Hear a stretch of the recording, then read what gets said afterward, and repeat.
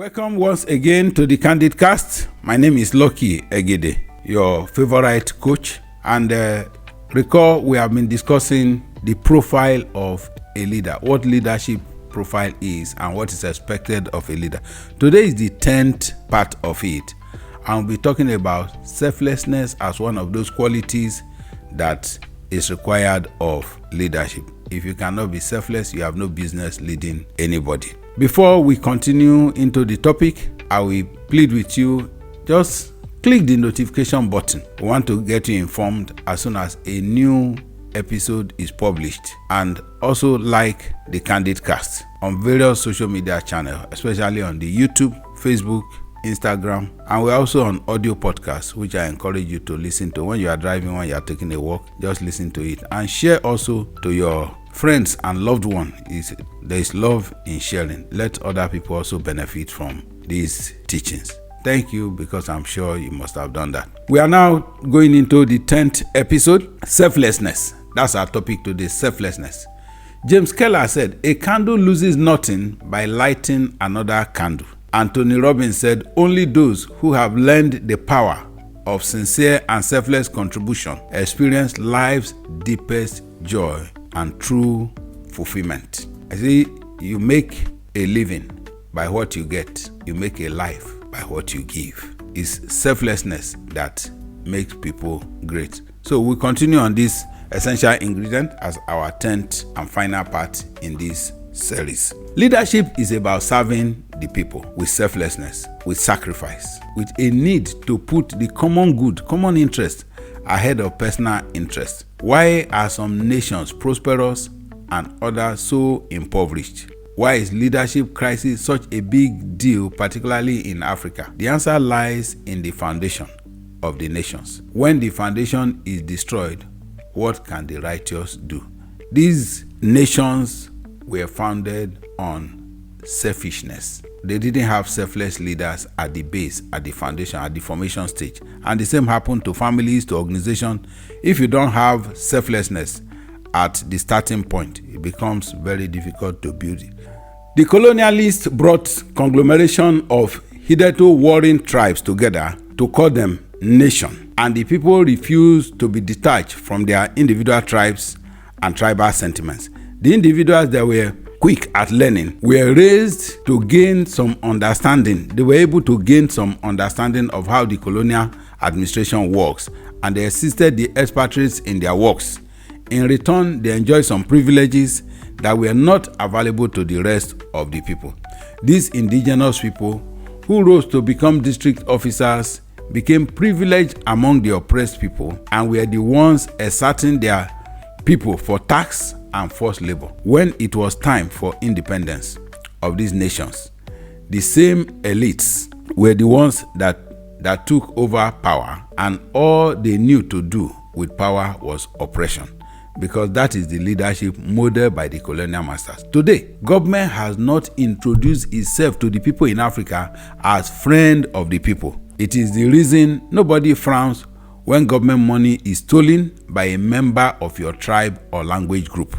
One of you has gone to plunder a perceived enemy, which makes it look like a vengeance mission. Until we begin to see government as our own, as ourselves, and the leaders that we have there are not doing anything to make us see government as our own. People go set government buildings on fire and nothing happens. Nobody sees it as anything wrong. But you will not want to lose even an asset of your own that is worth 1,000 naira. Those who formed poor nations, like African countries and most South American countries that formed them into nations, went there to exploit natural resources for personal benefits. Those are not people to model selfless leadership.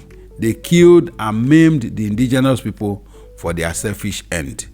Those colonialists that came from Europe to plunder Africa have not left Africa alone, even as we speak. They have found and groomed indigenous proxies who they use to rule African countries today. Are we truly independent? On paper, we are. But I read this article that sums up the method that is used to enslave Africa in this generation, and it sums up what we are going through as a people. And he said, today, the West The Western world is fighting war at no cost. They call it war at no cost. So, and it is stated in that write-up that first generation war was fighting with bladed weapons, which are the wars of the knights.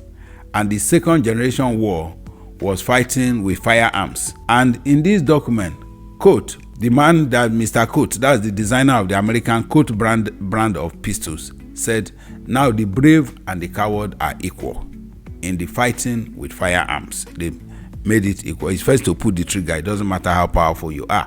A child of 10 years old can kill the best of boxers or wrestlers once he has his firearm. And the third generation combat and extermination using nuclear weapons is a war in which the most cowardly would win. So the person who is afraid of the other person, if you fear your opponent too much, you just unleash gas on his own side and everybody will inhale and die, and you become the winner of the war if you are alive still to celebrate the victory.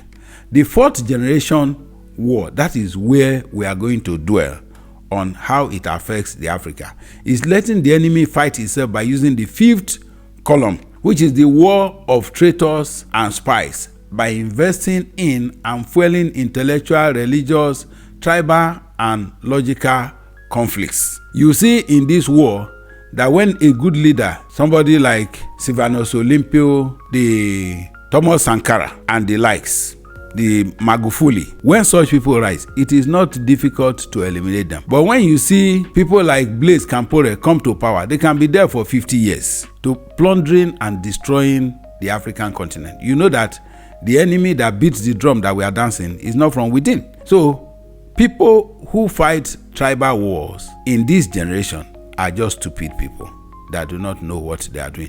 If you hate one tribe as against another, nobody chooses his tribe.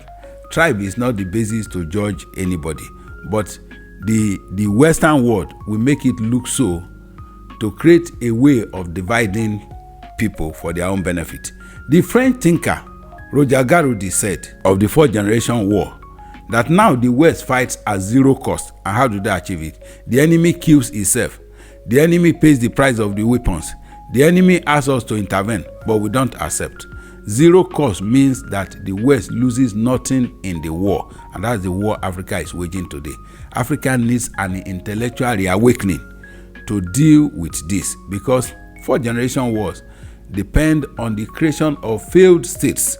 This is done through the following points, as he highlighted. Number one, creating ideological conflict, such as sectarian, like you have the Boko Haram. All of a sudden you wake up, Muslims and Christians have been living together for several years. The Western education becomes a taboo. So racial segregation, regional conflict, you are from the north, I am from the south, who rules? This has been achieved almost in every part of Nigeria. This ideological conflict, sectarian violence, it has held us down, that a nation with so much resources has nothing to show for it. Number two, isolation of an area of the country to be destroyed so that it is not under the control of the country. We have this all around us in Nigeria. You get to the northeast of Nigeria and see the volume of killing that takes place. Some part of it, there are several years that youth corpers could not go to the northeast, Yobe, Borno, nobody could be posted there. That side was several local governments in Borno State were not under the control of the Nigerian government. Number three, you create an army of villains from the sons of this country, that's the enemy country, to be a tool of murder without any mercy or thought. And this is the army that replaces the armies of the occupying country. So Europe does not need to send any soldier onto us. The danger of out-of-school children as tools in the hands of bandits and religious extremists is plaguing us badly. Number four, they use illiterate and ignorant children and young people with no conscience or culture and engage them in combat so that a generation can grow up imbued with a culture of murder and destruction rather than a culture of construction, reconstruction, and urbanization. Those who are not interested in anything called development. And number five, they provide every means to facilitate moral corruption, social decadence, through free drugs, cheap alcohol, legalizing illegal relationships and sexual issues with an emphasis on homosexuality, and the making social media effective alternative to family education. So whatever you are teaching your children now, they tell you social media is teaching another thing, and people will tend towards what social media is saying. That's why you find somebody is a cross-dresser, and that becomes something for everybody to follow. Look at the number of people following a cross-dresser. What's the meaning of cross-dressing? What value does it add to society? Somebody is born a man, now choose to make up and dress himself as a woman, and he has people who like, he has people who follow. Are they normal? Finally, to create a failed state that is easy to control and subject to any decision that the occupying states wants from this failed state. Nigeria and most African countries appear to be in the fourth generation of war, letting the enemy fight itself using the fifth column, which is the war of traitors and spies, by investing in and fueling intellectual, religious, tribal, and logical conflicts. Rwanda has had its fair share of this until 1994, when they ended the experience and ended the genocide in this. That genocide lasted just from April to July, and people died in their millions. It has come out of it when Rwanda was able to get a selfless leadership, the selfless leadership of President Paul Kagame, with Democratic Republic of Congo, Nigeria, Tanzania, Ethiopia, Sudan, and others win this war. It looks very unlikely. The type of democracy we are propagating, that our own special brand of democracy, where it makes no sense to leave your house on election day to say you are going to vote, because your appearance at the polling booth has no impact on the outcome. The result is known months and years before election. Until we get a generation of selfless leaders, Nigeria and indeed Africa is doomed. Our grandparents were forced into slavery in Europe, and today the devastation of our nations, engineered by other countries using selfish leaders as proxies, are motivating our children to volunteer as slave labor in other countries. Many lose their lives in the deserts and others in the sea to escape the grip of selfish leaders in Africa. That's why selflessness as a quality of leadership there is no better time to talk about it.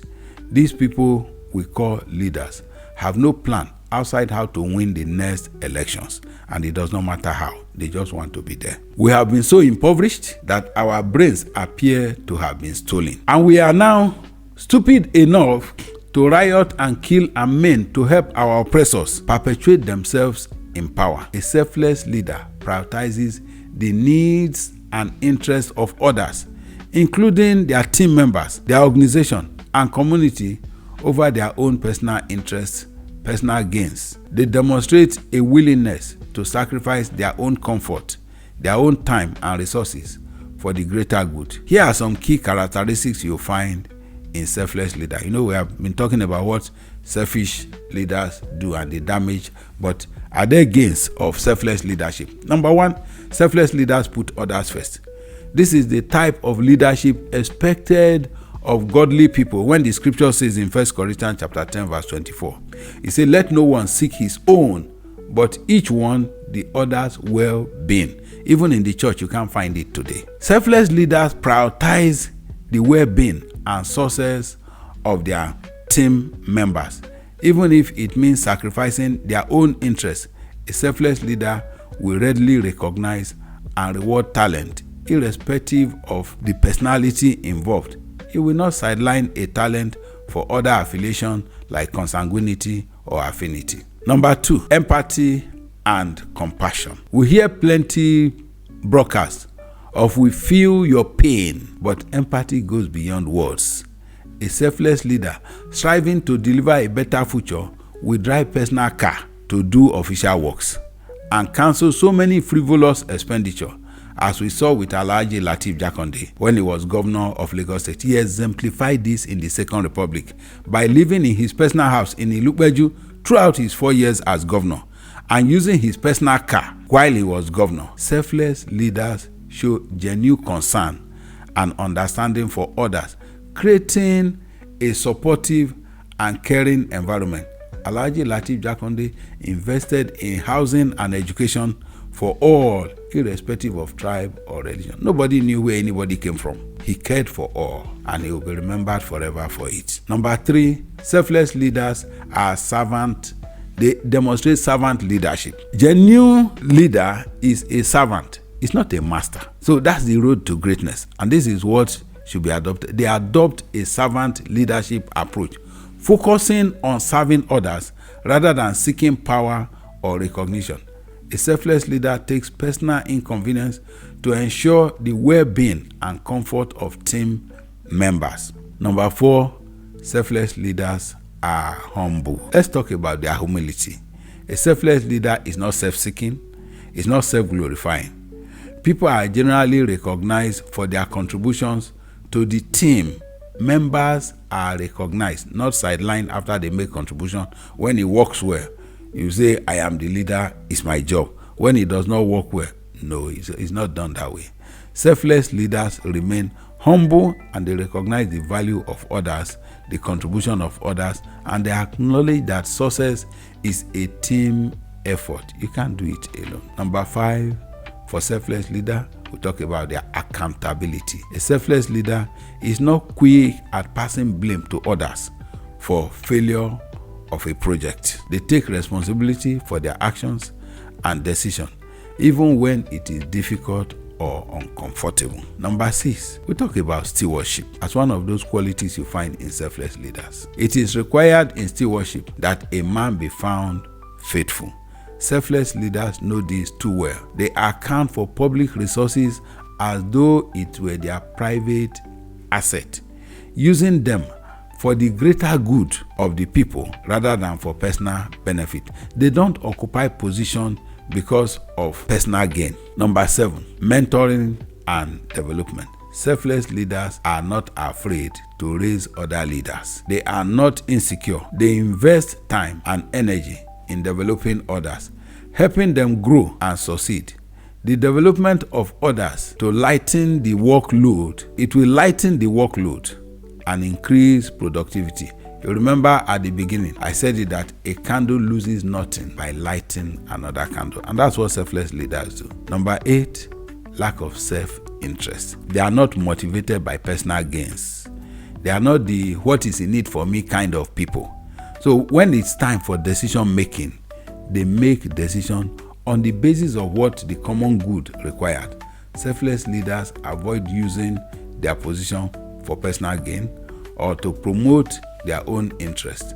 Nigeria has had great times in the past where the Olusegun Obasanjo military administration developed Festac Town without owning a piece of land or building in that place, either personally or by proxy. I wish we'll get back to that point again. The global system for mobile communication, GSM, was launched in Ghana in 1996. It didn't get to Nigeria until 2001 because every leader that was approached to approve GSM for Nigeria wanted to be the owner. If the license is not going to be in my name, then you don't come and my people don't get telephone. Who were there? David Mark, as communication minister, opened his mouth to say that the poor has no need for telephone, that telephone is not food. So that was the type of leadership that was exemplified at that time. Today, we know better whether the poor needs telephone or does not need it. Communication minister that is supposed to bring it for us was telling us that it is not food and the poor has no